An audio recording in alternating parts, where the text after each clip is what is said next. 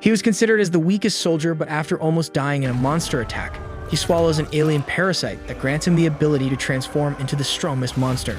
The story begins in a world overrun by terrifying creatures known as kaiju.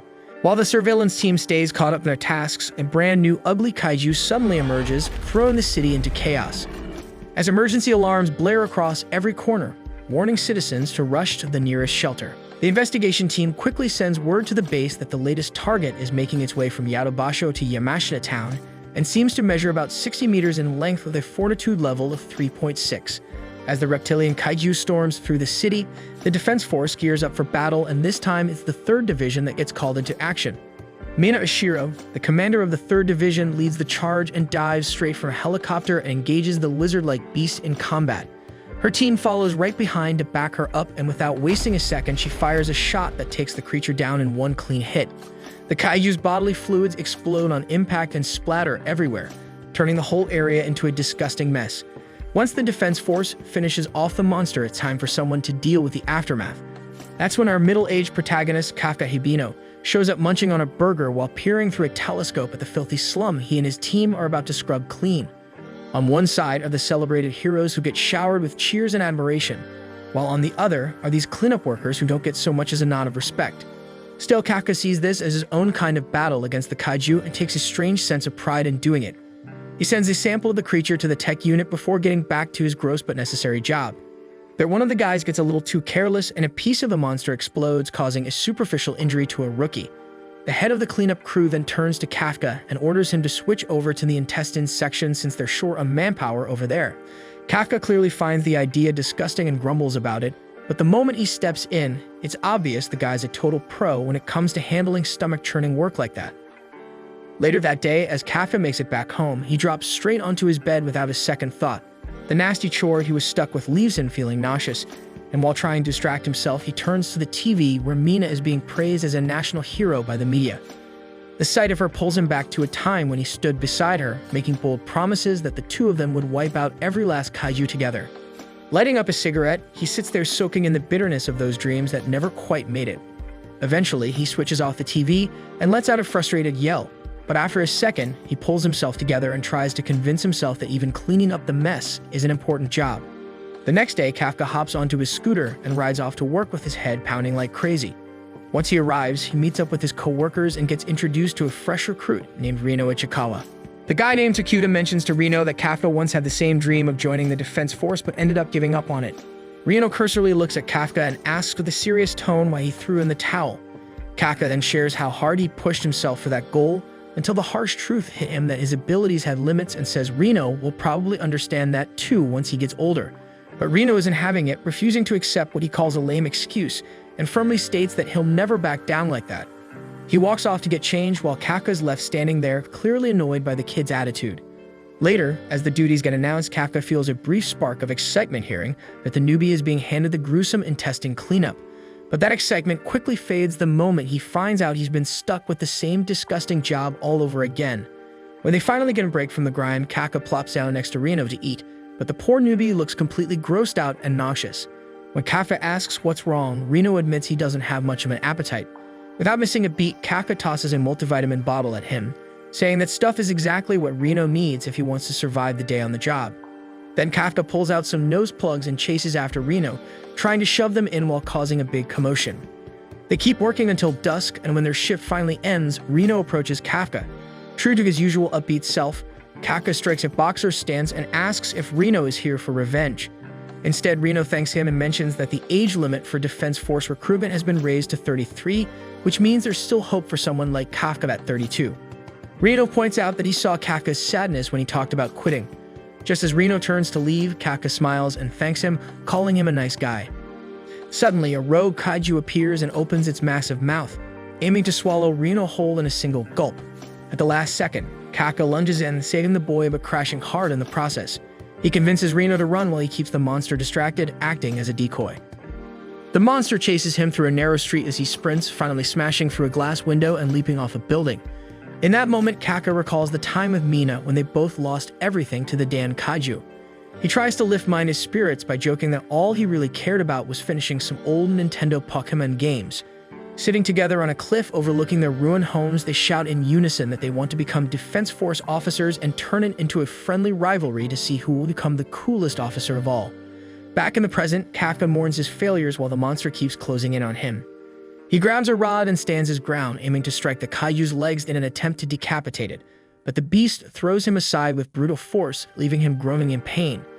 He struggles to get back on his feet, only for the monster to open its massive mouth wide again, nearly swallowing him whole. Just then, Reno saves the day by attacking the creature with a weapon he had brought along. Kafka yells at him, asking why he showed up, and Reno replies that he already notified the Defense Force and insists that he could never become a true officer if he just left a friend to die. These words echo Kafka's old dreams, giving him the strength to push himself up.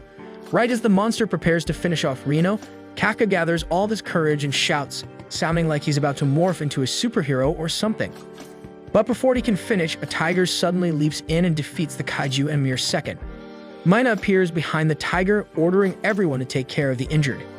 After being rescued, Kafka and Reno are taken to the hospital where they lie side by side, talking like old friends. Reno tells Kafka that if it weren't for him, he would have been dead already, praising how cool he is and insisting he should become a defense officer. Kafka punches himself on the head, scolding himself for having ignored his dream all along, and finally decides to give it another shot. But just as hope begins to rise, a flying bug-like kaiju appears before him. Kafka shouts as the monster announces it has found its target, and before he can react, the creature enters Kafka's mouth. He feels intense pain, and when Reno checks on him, what he finds is not Kafka, but a cool-looking humanoid kaiju. Both stand shocked by what Kafka has become, yet Kafka tries to reassure Reno that he is still Kafka and not a kaiju. Before they can process what is happening, an old man arrives, shaking everyone up from head to toe, and quickly calls the Defense Force to report the appearance of a kaiju inside the hospital, even if it's the last thing he does before hitting the deathbed.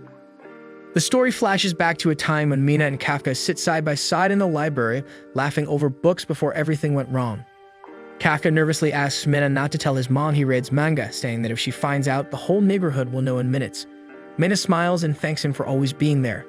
Back in the present, Mina's platoon gets tasked with taking down the small kaiju spotted at the hospital, so she orders everyone to gear up and move quickly to avoid casualties. The siren blares through Yokohama, warning the residents of the threat. One passerby hears the muffled alarm and grumbles about how the government still hasn't fixed the sound system. Back at the hospital, our duo and the old man are in full panic mode. Reno urges Kafka to flash a smile and convince the geezer it's all a mix-up or maybe just a Halloween costume.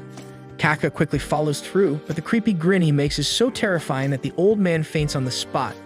Kafka rushes over to check on him, and the moment his hand touches the wall, the whole thing along with the ceiling cracks up, scaring both Kafka and Reno even more. Kafka starts to worry that he really has turned into something dangerous. Just then, patients in the lobby catch sight of him. Kafka panics and thinks about jumping out the window to avoid causing more trouble, but the moment he touches the window with his kaiju hand, it crumbles completely. Reno bolts outside and Kafka tries to follow, but even a small jump sends him flying high into the air. The Defense Force gets the alert that the kaiju has escaped from Yokohama Hospital and is now making its way toward an already evacuated area. As Reno runs alongside him, he finds himself struggling to process the fact that his senior has somehow turned into a kaiju. When he glances back to ask if it's really still the same Kafka, he sees that things have taken an even weirder turn as Kafka now looks even more terrifying, with tentacles and other freaky extensions jutting out his body. Reno asks if this is some kind of special burst mode, but it's clear that Kafka himself has no clue what's going on. Right then, a worm-like projection suddenly shoots out from his mouth and swallows a bird alive, which leaves both of them absolutely horrified. Kafka somehow manages to shift back into his humanoid form, but the moment he settles down, he turns to Reno and says they've got a serious problem. Already overwhelmed with everything going on, Reno asks what now, only for Kafka to explain that he really needs to pee and there's no holding it anymore. Reno checks him over and quickly realizes that the usual equipment for peeing is nowhere to be found. And just like that, Kafka loses control and ends up releasing the liquid from a place that absolutely no normal human should pee from. Kafka drops to the ground in misery, trying to recover from the emotional damage, while Reno does his best to get him moving again. Our guy lies there, crushed over the thought that his dream is now officially over since there's no way he could ever join the Defense Force like this. That's when Reno notices a restricted zone nearby and begins pushing the barrier aside, figuring that it might be the perfect place for the two of them to hide. Kafka's ears suddenly ring as he grabs his head, claiming he can feel something moving underground. And in that moment, he realizes he's sensing a kaiju. At the same time, the surveillance team alerts the 3rd Division of the Defense Force, the same group that's hunting Kafka, and they quickly scatter into position. Kafka tells Reno that this kaiju feels like the one that attacked them before, and the two dash toward the restricted zone. Meanwhile, a little girl and her mother are attacked by another kaiju, and the mom ends up trapped under rubble as the creature lunges forward, jaws wide. Just before it strikes, Kafka crashes in and knocks the monster away with a solid punch, then starts making funny faces to calm the kid, though all he manages to do is terrify her even more. Reno shows up and together they move the mother to safety. Just then, the bad kaiju gets back up only to get obliterated when Kafka punches it with enough force to send it flying and explode in the air, making its bodily fluids come down like raindrops. Kafka kneels beside the scared girl and softly says he'll be gone soon and the Defense Force will handle the rest, but just as he turns to go, she thanks him, sparking a memory of Mina in his mind. Reno warns him to run before the disposal unit shows up, but Kafka stays rooted, staring forward before declaring he's done giving up, and as he says it, his kaiju head disintegrates, revealing his human face underneath. When Mina arrives at the scene, she feels confused by everything that just happened and approaches the little girl to try and get some information from her. The girl hesitates at first, but when Mina promises she will wipe out all the kaiju, the girl asks her to promise not to hurt the good kaiju who saved her mom. This unexpected request leaves Mina flabbergasted, and the so-called missing kaiju receives the code-named Kaiju Number 8, with a super ugly face chosen to represent it. 3 months pass, and Kafka becomes the first kaiju to ever escape the Defense Force, causing every officer to be on constant alert searching for him. The supervisor of the kaiju's mess cleaning facility hands 2 letters to Reno, saying they came from the Defense Force and asking him to give Kafka's letter to him as well. Reno checks his own results and finds he passed the first exam. He then takes the other letter to Kafka and on his way opens it, smiling when he sees Kafka pass, before running to share the news with his senior. Just as Reno arrives and delivers the good news, he suddenly gets angry and attacks Kafka when he sees him in his kaiju form. Apparently, Kafka still hasn't fully mastered shapeshifting and quickly realizes his mistake and tries to morph his face back, but forgets to hide the fangs. Reno explodes in his ears, telling him to be more careful since his kaiju form is famous all over the media. As the story rewinds, it reveals that after the incident, they rushed to the hospital and made up a story about running away when the kaiju showed up. Reno hoped they had fooled the Defense Force, but Kafka's kaiju form had spread across the media like wildfire, all thanks to the old geezer. Reno then hands Kafka a letter and finds out it's always the second round where Kafka fails. Reno asks him if he's ready to take the exam with his current body, warning that if he messes up, he might be killed on sight. Kafka stands with determination and says he cannot let the last 3 months of hard work go to waste, and considering he's already 32, this might be his very last chance to chase his dream. Reno tells him that even if Kafka fails, he won't quit and they'll take each other on as rivals. Kafka pulls out a water bottle but struggles to open it, so he tries harder and accidentally morphs back into a kaiju. Reno scolds him, telling him to skip the exam, but Kafka drops to his knees, arguing that he will manage until the exam time comes. 10 days pass in the blink of an eye, and finally it's time for the exam. Ardu parks their truck in a huge parking lot, but just before they can get inside, a little chick with yellow hair shows up calling our guy an old man. Kafka flies into a rage, arguing how a 32-year-old like him cannot be an old man. She gets straight to the point and asks him to move his monster sweeper truck because she wants to park her car there. When Kafka refuses, saying there are plenty of other empty spots, the girl says 5 is her lucky number.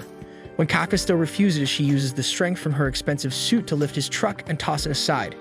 Reno asks who she is, and the girl flexes, saying she is Kekoru Shinomiya and her hobby is killing kaiju. Kekoru then approaches our guy and tells him he smells like kaiju. After hearing that, our guy feels pretty pissed, but Reno steps in and says they handled the kaiju trash, which makes her even more curious about why they show up. Her attention shifts instantly when Kafka casually lifts his truck, and she assumes he must have a suit too. He turns around and introduces himself as her daddy, telling her to remember the name. His smug frown disappears the moment her ninja butler parks in the spot, and then she acknowledges Kafka and challenges him to impress her in the test. While she walks away with her men in black, he gets hyped up, but Reno asks why he decides to use his power in public, though Kafka brags that he hides his claws pretty well. After that, they walk toward the venue, and our main guy promises not to mess up this final shot to join Mina, but the hype dies quickly when he pants like a dog with asthma, even though he trains every day. The first part of the test checks fitness, followed by the aptitude test that Reno says depends entirely on genetics, so his best shot is a big score in the fitness part. Kafka soon figures out that all this training means nothing because he now moves like a fat and crusty 30-year-old, but he refuses to cheat with his powers and lands at 6 from the bottom. Kakoru throws her rank sheet at him and smugly roasts the old man so hard he wishes he could vanish and rot in a hole forever. Reno feels shocked that Kafka avoids using powers even once, so Kafka explains that it feels unfair to others and then rants about how he could destroy everyone if he uses just 1% of his true power. Meanwhile, Soshiro shows a list of the candidates, and as soon as Mina spots her childhood crush, she asks him to give his thoughts. He says that of all of them, the ones who catch his snake eyes are Izumo Haruchi, who destroys everyone in university, then Haru, who has wild teeth and serious muscle, and finally Kaguraji, who flipped off the military to join the Kaiju Defense Force. Last on his list is the 16-year-old prodigy straight out of California from Freedom Land who skipped grade with her insane talent, Shinomiya Keikoru. While she walks around looking all smug, Haru swears he's gonna crush her completely while Izumo and Kaguraji decide to wait and see what she brings to the table. Rito points out that the competition looks real tough, and when Keikoru asks if he now sees her greatness, he holds onto her in amazement until her guards wreck him for diddling a pure girl with those old man hands. The others look at him with full disgust while Keikoru smugly says he keeps losing more aura points every time they meet. After that, he starts to wonder how he should get one up on her, so Reno tells him he has a shot since he knows so much about kaiju from his past, and that kind of knowledge holds the same weight as actually killing kaiju, which also explains why he joined the disposal squad. Later, in front of a massive gate, Captain Soshiro introduces himself and says the next part happens inside, then opens the doors to reveal kaiju waiting for them since they will be hunting those for the test. A kaiju charges at them full speed and Kafka almost gets a heart attack, collapsing onto his dump truck while everyone else stays calm. Marking the third time, Kakoru laughs at his clown self. Captain Soshiro explains that all of them receive Izumo battle suits crafted from kaiju muscle fibers, with which Reno immediately forms a good synergy. Since it is the top weapon humans use to fight kaiju, the defense corps first checks each person's raw potential. Reno pulls a decent 8%, while Izumo and the others all cross 10%, which stuns Lab Lady Okanoji because it is rare to see more than one person a year break that mark. Her jaw crashes to the floor when she sees Keikoru sitting way above everyone else with a crazy 46% unleashed potential, already putting her near platoon leader rank. That gives Reno a rough case of FOMO, but Captain Soshiro tells him 8% is actually solid for a first-timer and jokes that at least he is not at 0, then laughs harder saying nobody has ever had 0. Hearing that, the commander starts laughing like crazy while Kafka tries to squeeze out some potential without causing an accident in his pants. Kafka tries to figure out the secret behind unlocking his potential while Keikoru fumes hard, watching him suck like a dad joke after showing off in the parking lot. Once everyone gets into their suits, Captain Budget Orochimaru announces that their test starts now. He explains there are 36 small-time kaiju and one big Hanju boss hiding inside the city, and they are all equipped with anti-kaiju rifles to hunt them. While drones follow each candidate and activate a defense shield the second things get too wild, which also means an instant fail. After that, the round kicks off and Keikoru blasts past everyone like she owns the place, then starts stacking up kills like it is no big deal just to flex on them. Meanwhile, Kafka starts freaking out over how they are supposed to compete, and just then Soshiro announces that Commander Mina came to watch them personally. Hearing that, Kafka locks in and realizes the drones probably look at more than kill counts, so he and Reno decide to play support instead. They see Izumo and other struggling NPCs fail to damage a thick-skinned Yojo, so Kafka jumps in and notices he has seen that one before, which helps him figure out why they carry grenades. He throws a stun bomb straight at its ugly face fearlessly, making it flinch hard since its hearing is 10 times stronger than its eyesight. After that, he points out that its belly has the weakest armor, letting Izumo and the others finish the job fast. Blue Hair says thanks for the save, and even Captain Soshiro shows a bit of interest, while Kafka's confidence hits new highs because of all the time he spends cleaning kaiju bodies inside and out. But reality comes swinging when a Yoju smacks his side and sends him flying into a building, triggering his suit alarms, so Soshiro tells Okanoji to hit that shield button at any moment. As the Yoju gets closer, Kafka knows using the shield means a failure, so he tries with everything he has not to mess up in front of Mina, and right before the kaiju chomps him down, it suddenly turns into Swiss cheese. Standing on top of it, Keikoru says again how disappointed she feels about his useless self and tells him to stay down in the dirt while she handles the rest like a queen. That tiny spark of motivation seems to push Kafka forward, but Reno notices that his leg looks totally wrecked, and right then, Captain Soshiro steps in to say his body has major damage with even some vital organs affected, which throws Kafka into a pit of self-hate over his 0% potential being the only thing stopping him from standing beside his dream girl. He ignores Soshiro's warning and decides only he gets to say when to quit, so he rises on that broken leg powered by nothing but raw willpower, testosterone, and straight-up brute force. His potential climbs by 0.1% while he stares Mina right in the eye and swears to never throw in the towel. Everyone watches him frozen as he acts like everything feels totally fine. Soshiro says he will press the shield trigger if it gets risky, which Kafka agrees with before he coughs up blood and tells Reno to go on without him. But his bro reaches out because they agree to face it all as a team. While the control room loses it laughing, the two idiots combo up with a piggyback move that feels insanely cringe but lets Kafka make big brain calls while Reno executes them with his power suit. Kafka then tells him to tail Kikoru, who's out there racking up scores like she's Ronaldo against an old man with a stroke.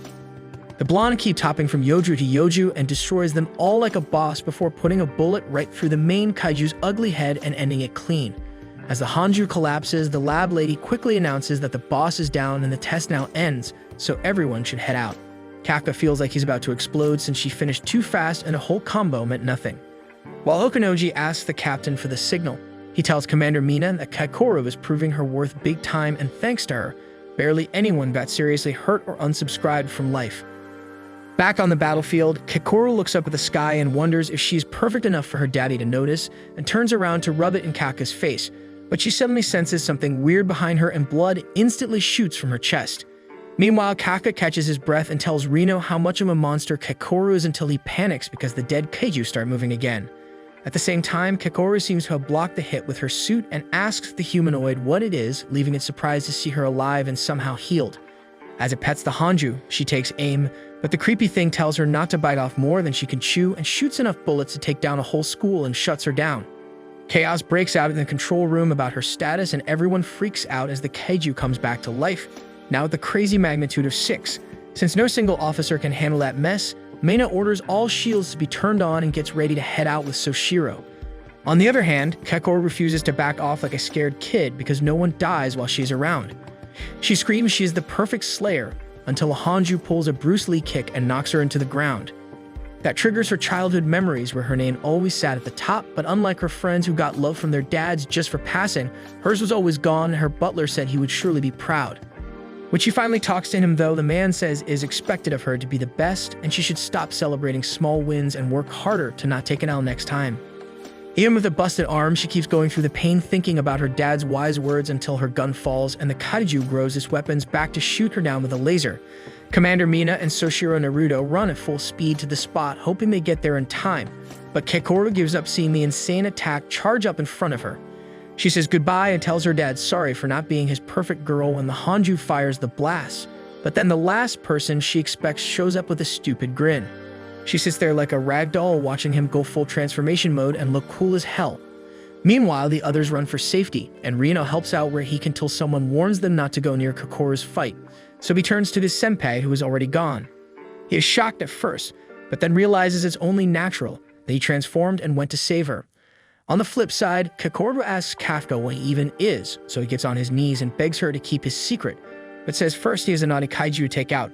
Back in the control room, Okanoji alerts the commander that there is now a kaiju with a level 9 signal, which the captain finds hard to believe because that would make it the strongest in history. Just then, Kafka goes full Saitama and charges up because he plans to end it with one punch. With just one punch, he eviscerates the entire soul out of that kaiju like a boss, and then bathes in the blood of his enemy as Kikoru stares in shock. Kikoru wonders if he is just some senile old man as he cleanly slices up a Yoju creeping behind her and tells her she will be just fine with the warmest grin on his face, something her daddy never showed her. While he scolds her about taking risks, Reno arrives and says the same thing to him, and as the two bicker like a couple, she collapses face first on the ground. A few hours later, Captain Soshiro and Mina reach the location and feel confused about what could cause such chaos while Okanoji reports that the last 3 candidates also made it out alive. Soshiro says he doubts even Kikoru can do that and points out that the damage looks a lot like the scene from 3 months ago. Later, Kafka lies wrapped up in the hospital and feels pissed that Kikoru gets the best treatment while he only gets patched up. Still, seeing all these legends around reminds him that there is always someone better than him out there, but he claims that only fires him up more, unaware that Mina stands outside hearing every word. She then enters and thanks him for carrying Kikoru before dipping out fast, while Kafka holds back from saying her name until he earns a place by her side. Meanwhile, in the ICU, Kikoru feels uneasy about her dad and jumps up thinking she sees his shadow. Captain Soshiro thanks her for saving lives, which makes her think of Kafka. Still, when he asks if she didn't do it, she admits she did. On the flip side, the humanoid Kaiju is surprised hearing there were no deaths after reviving the Honju and guesses the so-called captains on the news must be pretty strong, and then shows interest in the mentioned Kaiju number 8.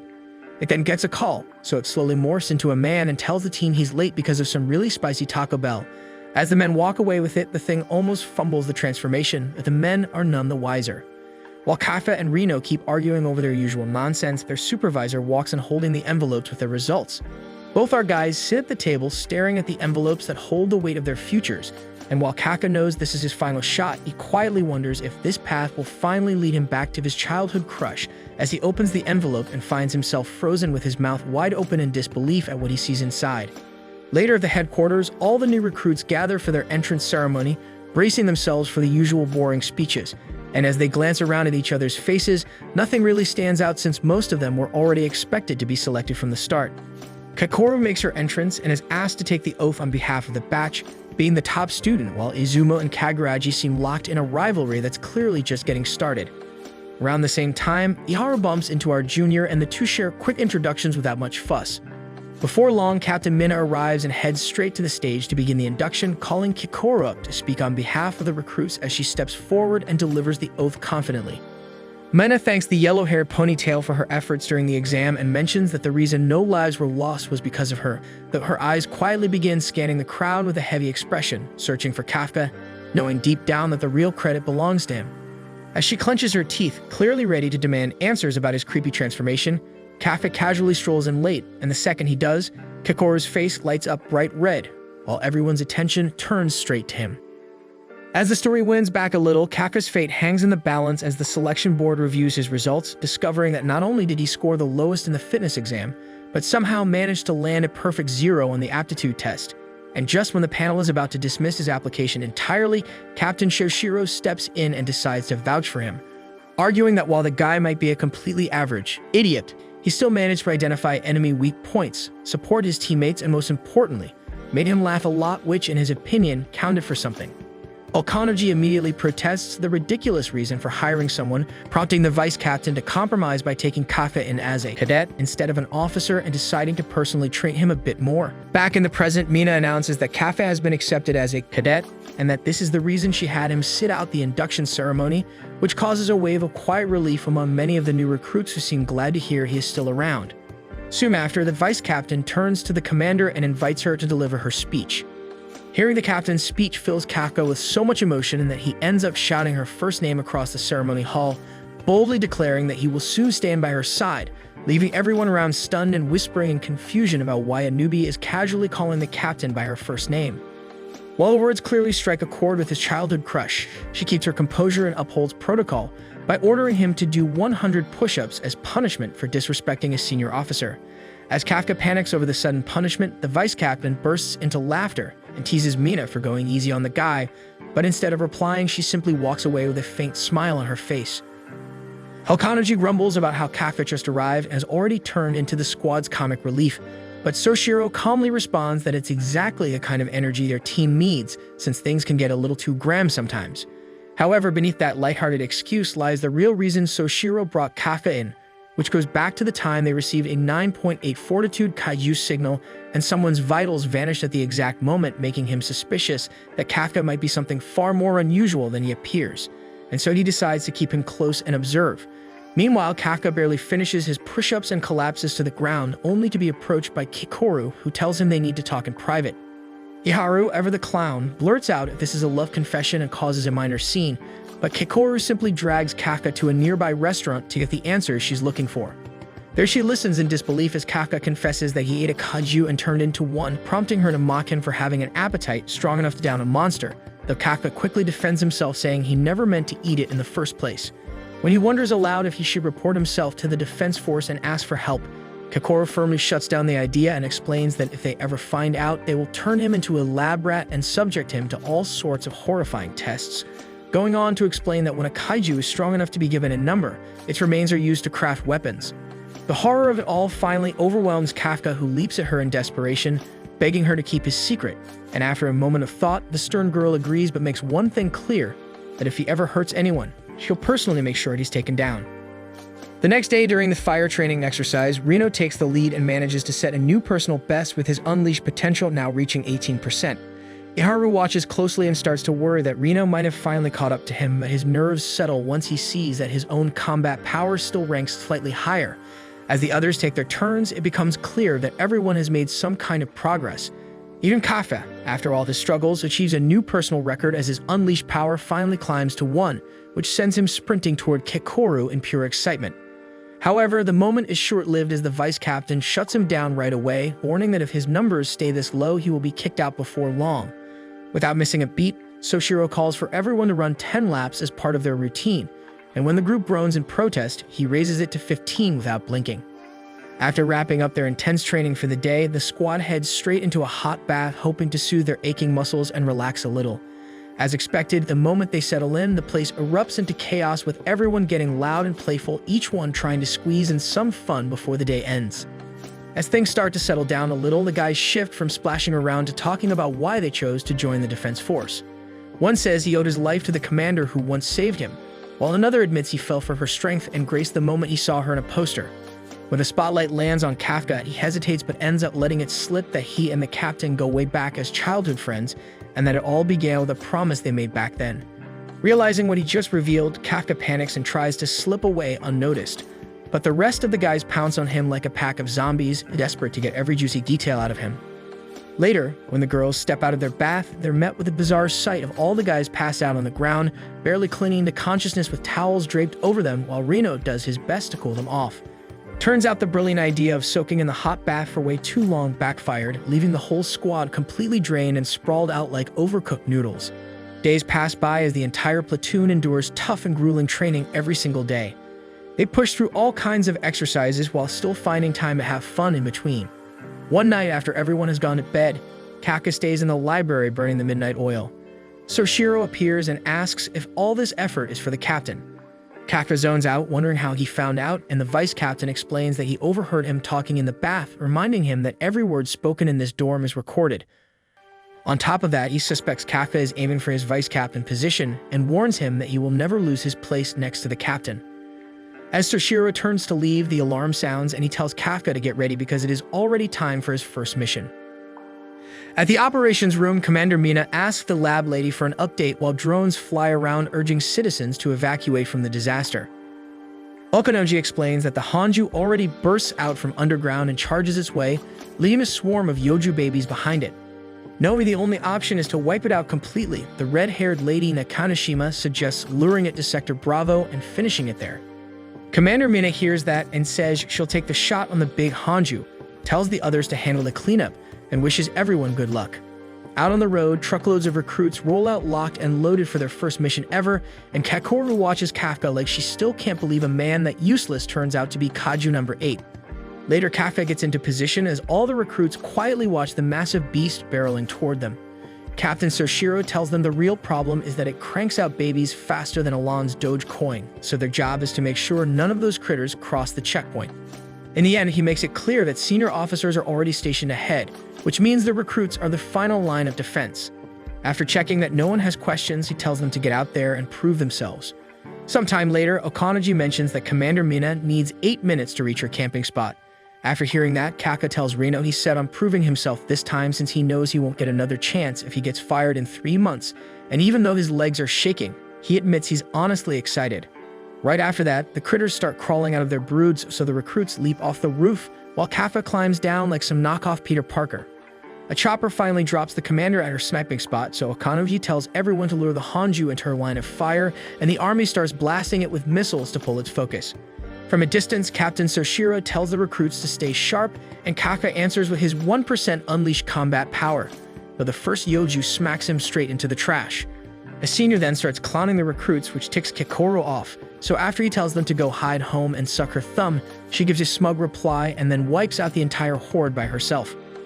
While everyone watches her in shock as a single thumbs up from Daddy Kafka makes her blush so hard her suit tells her to calm down. Meanwhile, Iharu pops in and lands the final shots on a creeper the others helped weaken, then starts bragging about it to Reno, who one-shots the same kind by himself and humbles the redhead with his big brain move, thinking he still has a long way to go if he wants to stop his senpai from transforming. At the same time, Kaguraji and Izumo wipe out the critters and leave their seniors so embarrassed that they start whining to the platoon leader. She says she's honestly surprised to see how hot the newbies this year are as well, and then tells them how Captain Soshiro mentioned that this year's recruits are just built different with their raw potential and constant urge to outdo each other. Hearing the lab lady report that everything's going smoothly across the board, Kaka feels both relieved and annoyed that he's still completely useless, but then he remembers his senior's advice to stay safe and lean into his strengths. So he shocks everyone by digging through the mushroom monster's body and cutting deeper to find the core, only to realize it's not in the usual spot. Right after, he notices something sketchy and reports to Captain Soshiro that the weak point is on the side, but also points out they got balls, meaning if they don't destroy everyone, many more monsters will spawn. Impressed by the info, Soshiro gives him a pat and tells Okonoji to spread the word fast. Feeling proud of his contribution, Kaka rushes off to make himself even more useful and earn a spot next to Mina. But just as he gets in the zone, a massive explosion cuts his thoughts short. The big boss finally reaches the right spot, so the military bombs it while foot soldiers lay cover fire to hold it down. From a rooftop, the commander sets up her big black blaster and after clearance recalls Kaka's promise to be a cooler soldier, deciding to show off her aura. As the gun charges and she locks in, Soshiro tells Kaka to stay sharp while the glowing missile rips through the oversized fungus, leaving it full of holes. Kaka's eyes nearly pop out when she fires a second shot to finish it off, then lands a third just to be sure. Everyone in the control room celebrates, but when she asks for a fourth clearance and Okonoji talks back, she reminds him it's not a request. Kaka is just as blown away by Mina's hip vibes, so Soshiro asks if he really thinks he's worthy of standing by her, to which he smugly asks why Temu Orochimaru thinks he even comes close. Soshiro admits he isn't as good as her and says that while she's great at blasting the big ones, he proves there's pretty much no one deadlier than him at handling medium to small targets as he slices up the creeper, ambushing him like sushi. Kafka gets shocked, not even seeing his katana, as the captain says he comes from a family of samurai, then cuts the talk short, saying now that the mother's dead, it's time for the babies to swarm in. The army of baby mushroom monsters rolls out endlessly like a clown car, so Soshiro tells the newbies it's their time to shine and take out the trash, which slightly intimidates Izumo. Seeing them wimp out, the seniors start trash-talking, so Nakanoshima jumps in and sparks a little fire under the top two recruits who head out even as Lab Lady notes they're nearly out of stamina and running on fumes, which is exactly what Soshiro thinks brings out those fit to be captains. Though Kakoru is the only worthy one so far, he sees Reno as a strong runner-up and Iharu notices it too. With that, the two take off to hunt monsters, but on the way they spot a man in a cleanup crew uniform. And when Iharu asks why he didn't evacuate, the man starts rambling about his scheme getting ruined and wonders if someone on the defense team has deep kaiju knowledge, before turning around and asking if the boys know anything about it with fungus all over his face. A little farther away, Kafka and Reno's old co-workers from the cleaning company are huddled around a telescope, trying to catch a glimpse of their former teammates. The chaos on the battlefield makes it clear why every cleanup company from Tokyo and Kanagawa has been summoned. Their supervisor arrives and asks about the new recruit, and Tokuda casually jokes that the guy must have locked himself in the bathroom again. Meanwhile, that same new recruit, who is actually the creepy humanoid kaiju in disguise, is now standing right in front of Iharu and Reno. Annoyed by their presence, he suddenly tries to shoot Iharu in the heart but narrowly misses. Iharu collapses, bleeding heavily and screaming in pain, and Reno quickly tells him to use his suit to stop the bleeding. Just then, the monster reveals its true form, the same one that had previously taken down Kakoru. Reno scrambles to contact headquarters for backup, only to realize that the creature has already cut off all signals in the area. After getting hit hard twice, Reno recalls Kakoru's warning and focuses on the monster's finger movements, managing to dodge the next attack just in time. As things spiral out of control, he somehow convinces Iharu to retreat and bring help. Reno knows he cannot win this fight, but thinking about his duty as a defense officer, he charges straight at the kaiju with everything he has, determined to buy Iharu enough time to escape. As Iharu tries to make a run for it, he stumbles and falls, frustration bubbling up as he realizes that Reno seems to be surpassing him while he remains stuck at just 20% of his unleashed potential. Fueled by this feeling, he charges back into the fray and saves Reno at the last second, right before the humanoid kaiju can blast him away. When Reno protests, Iharu snaps back that this time it will be he who saves Reno, not the other way around. reminding him that without his help earlier, he would already be dead. Sensing their plan to get Iharu out of the area, the kaiju declares that no one escapes from his zone, shutting down their last hope of fleeing. Realizing they are trapped, Reno and Iharu decide to fight together and bring down the monstrous threat. The kaiju fires another shot at Iharu, but this time Iharu has caught on to his attack pattern and avoids it. Seizing the opening, Reno unleashes more of his power than ever before, pushing to break past his own limits and take the shot. As the smoke clears, what stands before them is a towering wall of dead kaiju bodies. But before they can catch their breath, the humanoid freak bursts out from one of the corpses and shoots Reno at close range, delivering a brutal blow that leaves him badly injured, possibly beyond recovery. In the meantime, the vice captain receives word that both Iharu and Reno have gone missing, and that even their vitals are no longer showing on the radar. Kafka immediately grows tense, worry spreading across his face as the weight of the news sinks in. Just then, Kakoru arrives and confirms what he had feared all along: the dangerous humanoid kaiju has appeared. Back on the other side, Reno collapses with his entire body burning in pain. He tries to stop the bleeding and pushes himself up, only for the humanoid freak to lunge at him again. Just in time, Iharu intervenes, diverting the monster's attention. Shouting for help, he calls out for someone to save his friend Reno.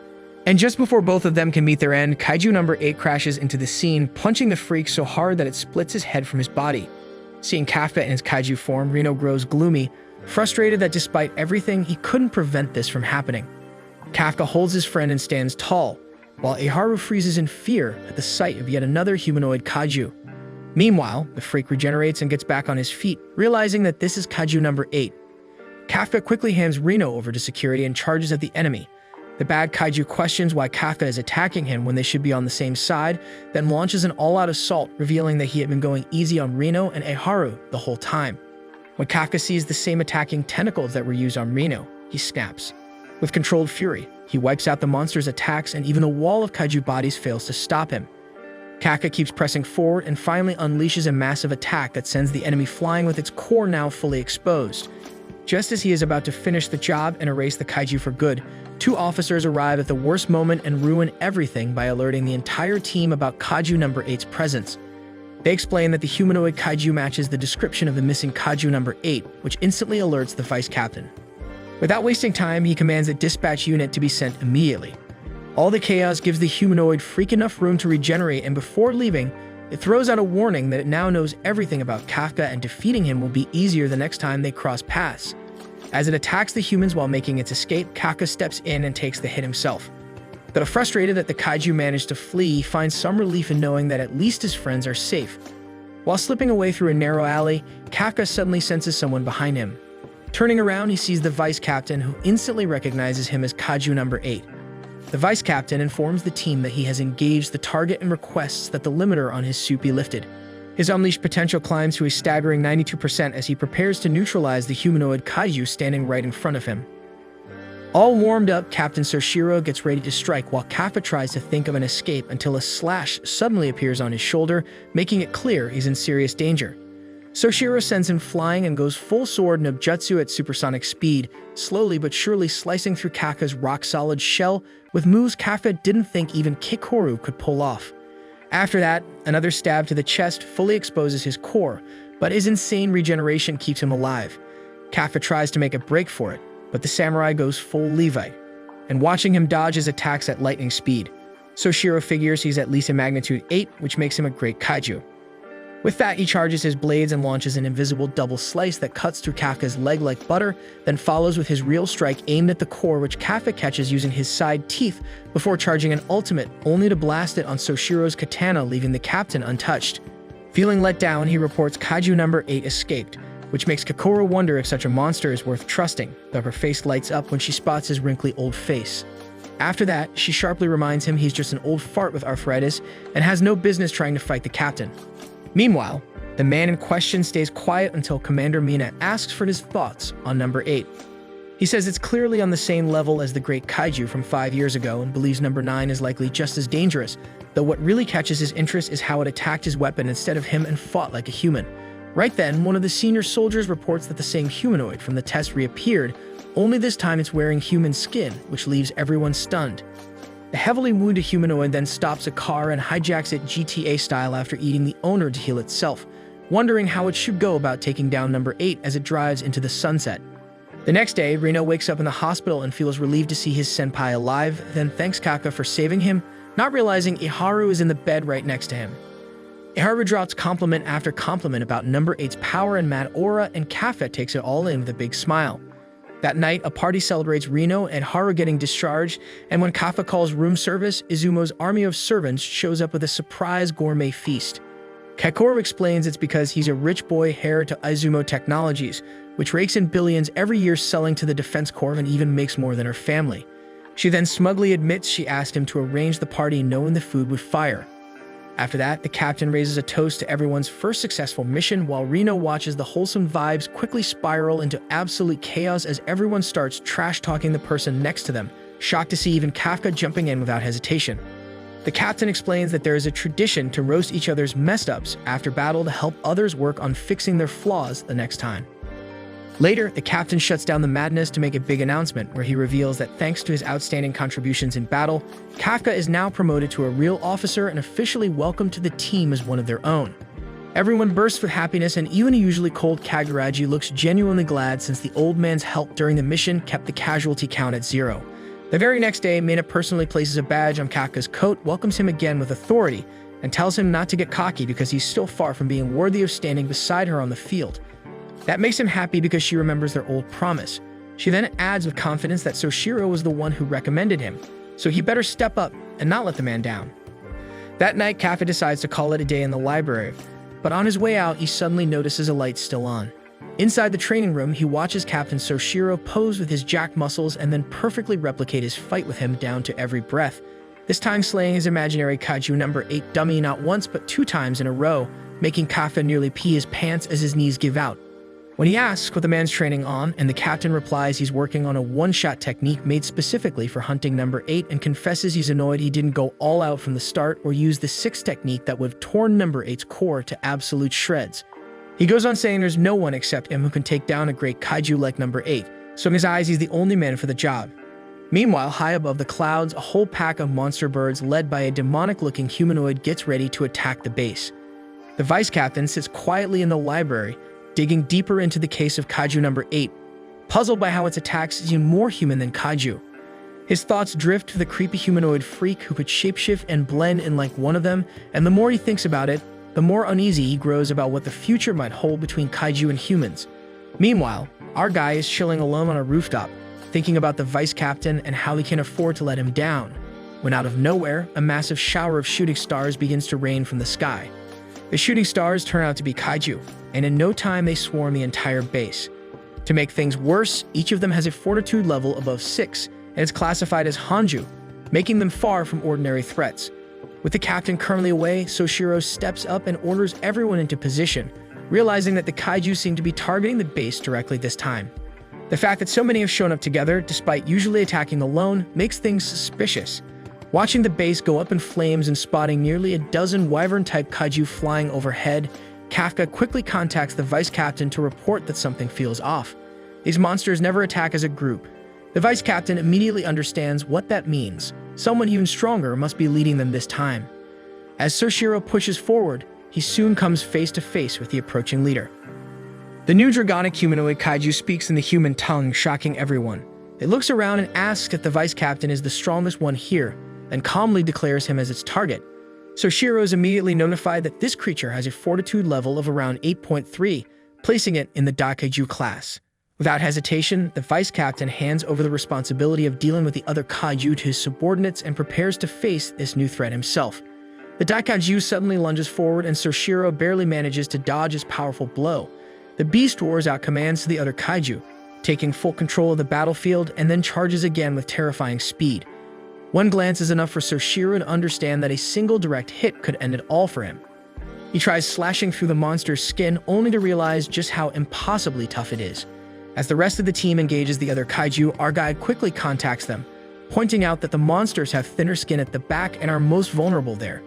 The team tries to adjust their strategy, but the kaiju start coordinating with each other, making it difficult to get behind them. Just then, the blonde-haired prodigy arrives and reveals her brand new weapon, slicing through a kaiju with ease. A few days earlier, she had requested a custom weapon, something normally reserved for the captain.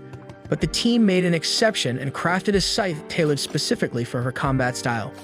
Mina had personally handed it to her and formally announced her as a member of the main force, ranking her third in the platoon right after the vice captain.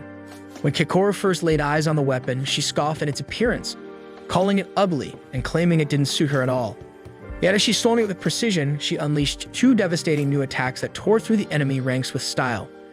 As the fight heats up, even Reno manages to hold his own, impressing Kikoru with his growth and grit as the two form an unexpectedly perfect duo on the battlefield. Meanwhile, on the other side, the vice captain begins to falter under the relentless pressure of the Daikaiju. He lures the Daikaiju through the third gate, the Daikaiju now fully acknowledging him as a worthy rival, growls that he will devour Soshiro to grow even stronger. With a devastating blow, the monster sends the vice captain flying, but Soshiro manages to slice off one of its limbs. Back on the other side, Kaka rushes in to save an officer from a sudden kaiju attack, and when it seems like he will not make it in time, he taps into a bit of his kaiju legs to reach her just in time, pulling the girl named Menes to safety. Menes asks if he has finally gotten the hang of his suit, and Kaka responds with a confident thumbs up. But before they can relax, another kaiju locks onto them. Fortunately, Kikoru leaps in and takes it down, shielding both of them. Just then, they receive word that the senior officers who are off duty have returned to the base to assist, instantly lifting everyone's spirits. Meanwhile, back at the Daikaiju front, the vice captain tells the Dragonoid kaiju that it picked the wrong team to mess with. He locks the monster in a brutal clash, slicing through the gaps in its exoskeleton. Using this as a distraction, he tricks the Daikaiju into thinking he is targeting its weak spot, only to land his ultimate move with full force. For a moment, it looks like the battle is over, but the Daikaiju quickly regenerates, grinning as it claims to be enjoying the fight with its chosen rival. The vice captain pushes on, breaking through the beast's defenses and finally exposing its core, though he's surprised to see how small it is. Without wasting time, Soshiro unleashes his eightfold slasher in a final attempt to obliterate the creature. The team starts cheering, believing the threat has been neutralized, but Soshiro warns them that it is not over yet. Even Kafe, still in his human form, begins to sense the monster's presence somehow. As the vice captain watches, the kaiju swells and morphs into a massive new form, like one of those villains powering up in the Power Rangers show. Its fortitude shoots up to 9 as it lets out a deafening roar.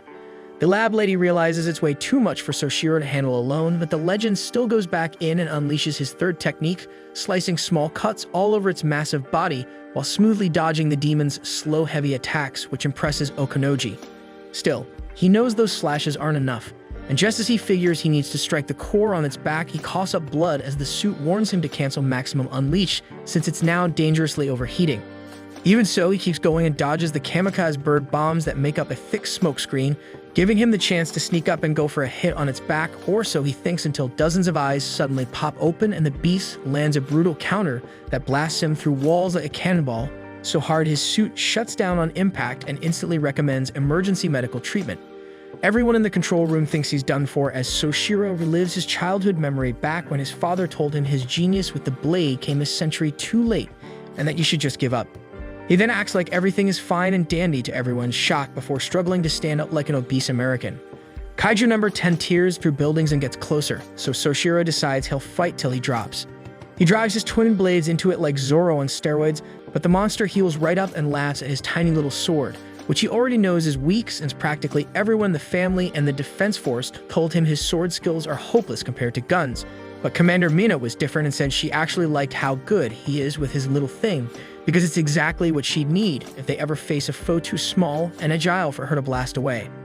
That one moment she trusted him to be her protector gives him new drive, so he channels his inner Tanjiro and unleashes the second, third, fourth, and sixth Hashina family hidden technique, though he then gets slapped and death gripped by the kaiju so hard it nearly squeezes the soul out of him.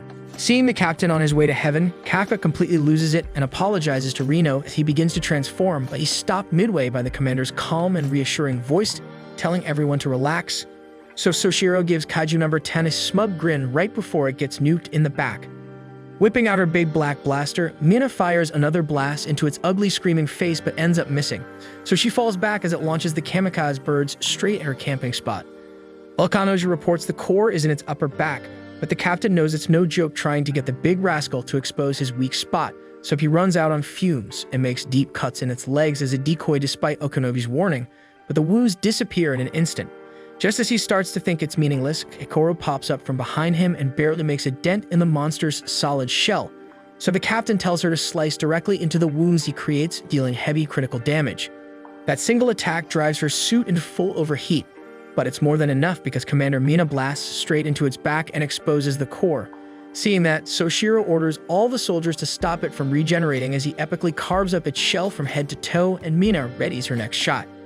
He musters up as much willpower as humanly possible to hold out just long enough, slicing and dicing through it like an absolute boss until he ends up right in front of its gaping jaws, ready to return the favor.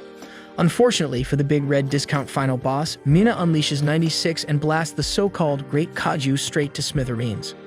Once it's all over, Kafka bursts into tears like he just binged your name on repeat as he sees Kikoru and his idols salute each other on a job well done, exactly like he always dreamed as a little boy. Reno tells him to quit crying like a preschooler and hypes him up by saying this is just the start for them. Meanwhile, Commander Mina stops Soshiro from going off again and orders him to finally get some rest. However, her tiger suddenly freaks out and they all turn to the horrifying abomination in the sky made from exploding kamikaze birds, which has an estimated explosive force equal to a literal nuclear bomb. As the recruits try firing at one, the shockwave from the blast makes it clear that it won't cut it, and number 10 lets out one last evil laugh, saying it looks like their fight ends in a draw. Mina realizes this could be the end, but they suddenly hear Reno yelling at Kafka to stop, and everyone watches in shock as the dude dashes like a black man at the Olympics and transforms right in front of them. Seeing him fully unleashed, Soshiro regrets how much he vibed with the guy and can't believe he liked him so much that he refused to connect the dots and accept that Kafka was number 8 all along. Meanwhile, Kafka recalls his promise to Soshiro and Kikoru. Knowing this could be the final moment they talk as actual friends, and then he remembers what he owes Reno and the love of his life. While everyone stands frozen in shock, he charges every last ounce of power into his legs, launches like a rocket, and punches the nuclear tumor with everything he's got, sending it flying into the stratosphere. Right after, Mina shouts for everyone to brace for impact, and Kafka shields her and the captain with all of his strength as if his life depended on it. As the dust settles, the two of them get up while Kafka loses all the power in his busted old arms and legs trying to get away, and Mina stays cold as ice, image up like a savage to keep up her commander image, and tells him he's officially under arrest. At the director's office, the team reviews the footage capturing Kafka's transformation. The deputy director questions how a Daikaiju-level monster managed to hide right under their noses for so long. One of the officials suggests alerting the media, but others quickly shut the idea down, arguing that it would be better to eliminate the creature quietly and turn it into a weapon. The director silences the room, calling the discussion pointless for now, and firmly orders them to retrieve the kaiju from the 3rd Division before making any further decisions. Meanwhile, back at the 3rd Division, our guy is restrained and seems to be napping despite everything going on around him. He opens his eyes, growing gloomy as he remembers Kikoru telling him the defense force might consider turning him into a weapon. Just then, Mina, the vice captain, and a few others arrive to escort him outside where a transport truck is waiting. Outside, everyone stands in a line. Kafka feels sad that he couldn't look his friend in the eye, wondering if Reno would be really mad. But as he steps into the truck, Reno rushes up to him, calling him senior, and telling him he has faith he will come back. Inside the truck, Kafka has some quiet time with Mina, who admits she was shocked to see him transform into a kaiju. She promises to gather footage and testimony to prove he still has his humanity and that no one here sees him as an enemy. Before she leaves, Kafka cries quietly, asking if he can still stand by her side, making her smile. As he leaves, the vice captain orders the platoon to salute. When the stern deputy director questions if he's saluting a kaiju, the vice captain simply replies that he is saluting his captain. As our guy is taken to the Ariake Maritime Base, he is locked behind the 31 gates. Several days pass at the 3rd Division, and the whole platoon worries about the fate of their comrade, reminding each other how he saved them so many times. Even the captain shares their concern and works hard to compile all the data she can to find a way to save him. While everyone is doing their best, the yellow-haired girl arrives at her father's office. She asks him to spare her friend and not eliminate him, arguing that he has saved her life. The director dismisses her, calling her a fool. Then he shows her an X-ray of Kafka, pointing out that what Kafka tried to pass off as a heart is actually the core of a kaiju. As she leaves, she tells her father that she still believes in him. Meanwhile, the scientists continue running tests on Kafka. Later in the captain's office, Mina gathers some of the new recruits and tells them they are going to be split up and reassigned to different bases. The guys protest, but it seems there is nothing they can do. Later, Izuma overhears Kagegari on a phone call asking someone to save Kafka. After the call, Kagegari sits beside Izumo and explains that he was talking to an old commander friend. He admits he knows personal favors probably won't work, but he is still trying his best. Just a while later, the director himself arrives at the place where Kafka is locked up. Kafka shouts at him that he is not a kaiju. The director orders the team to release the bindings, and when they protest, he points out that a kaiju of Kafka's power could easily break free if he wanted and is only sitting still because he chooses to cooperate. As Kafka is released, the director immediately unleashes his fire and goes all out attacking him, arguing that no human could withstand an assault like this. Then the director prepares his gear and nerve links with weapons created from Kaiju number 2. He demands that Kafka morph if he does not want to die in his human form. Kafka tries to keep the transformation minimal to prove his humanity, but the director pulls out his kaiju arm, forcing him to transform even more. Kafka does his best to dodge the attacks but still gets hit repeatedly. Suddenly, Kafka's body starts reacting strangely as if it is attacking a kaiju. The director keeps pressing the attack and finally forces Kafka to take his full kaiju form. Unexpectedly, Kafka loses control over his body and leaps toward the director to attack him while Kikoru shouts at him to regain his senses. On the other hand, Ryuma starts going hard in the gym like David Goggins and pushes himself to get stronger as fast as possible so he can protect his senpai. Seeing his aura points go up by the second, Iharu decides to jump in too, and that's when their seniors show up and drop the news that Kafka's fate is being decided today, and they even summoned Commander Mina to give an official comment. Meanwhile, Kafka roars again, but this time director Shinomiya notices his attacks are way faster and more animalistic. Inside, Kafka keeps fighting for control as his body goes absolutely ham on the director so brutally that he'd be a cursed pancake without number 2's special shield. Shinomiya claps back with his gauntlet's explosive punch aimed square at Kafka's heart, but the core is nowhere to be seen. Instead, it floats behind him and regenerates into a full body that counters with a punch powerful enough to destroy the second barrier.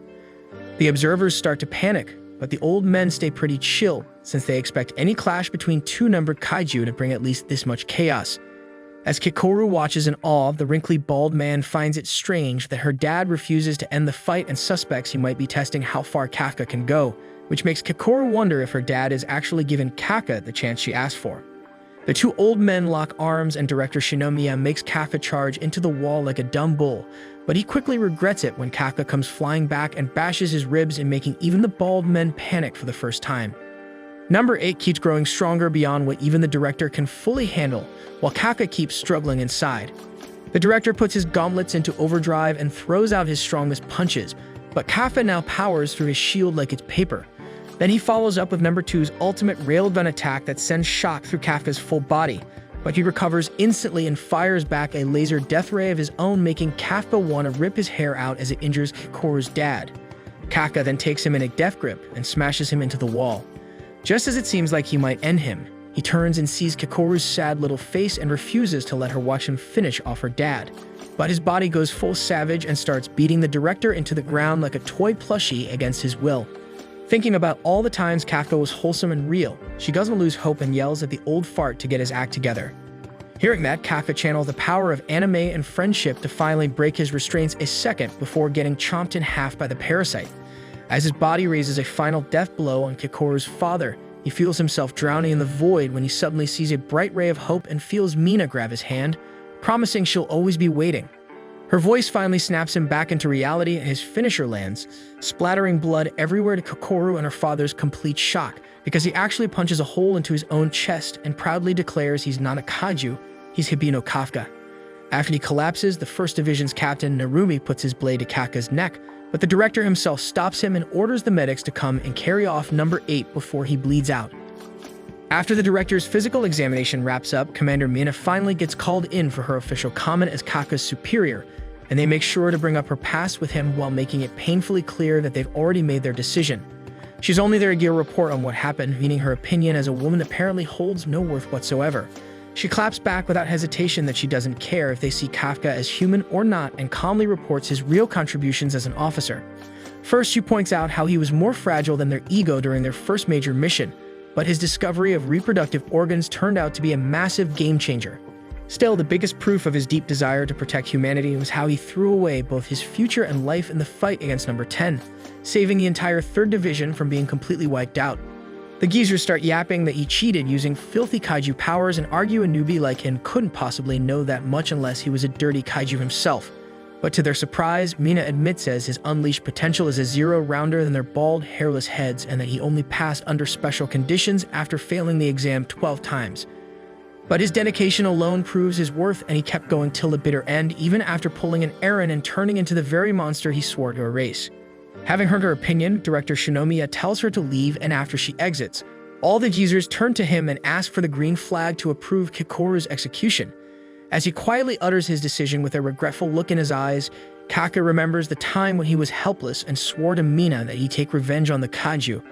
And now it's too late when he has the power. Later, he opens his eyes in the hospital and nearly dies of a heart attack after seeing Kikoru's father beside him, and then thanks the heavens he doesn't have to face her at his funeral. Noticing his confusion, the director explains he'd be dead for sure if he didn't have a core where his heart used to be, and adds that the council has officially declared him a kaiju. He objected to using Kafka as weapon materials and got a ton of backlash when he convinced the geezers that keeping him controlled is far more useful now that the Defense Corps is facing its strongest threat ever. In the end, Kafka proudly declares he's still an officer and promises to prove he belongs in the Defense Corps. Seeing the message that he won't be executed, Mina actually smiles for the first time in forever. The news also spreads fast throughout the 3rd Division, and all of them celebrate gladly that their favorite old man is still kicking and alive. Meanwhile, back at Kaka's old workplace, his former buddies get their rears absolutely handed to them in chess by a mysterious guy named Number 9 who's been climbing the leaderboards recently. It's revealed that he's the humanoid kaiju who thinks he has humanity's intelligence figured out. He then casually mentions that he now has the full layout of the Defense Corps, and they're finally ready to execute their plan. At that moment, a shady figure steps forward and declares that it's time for the kaiju to take back the power of their fallen brethren. That's where this video ends. Remember to like and subscribe for the channel. Thanks for watching, and it'll see you next time.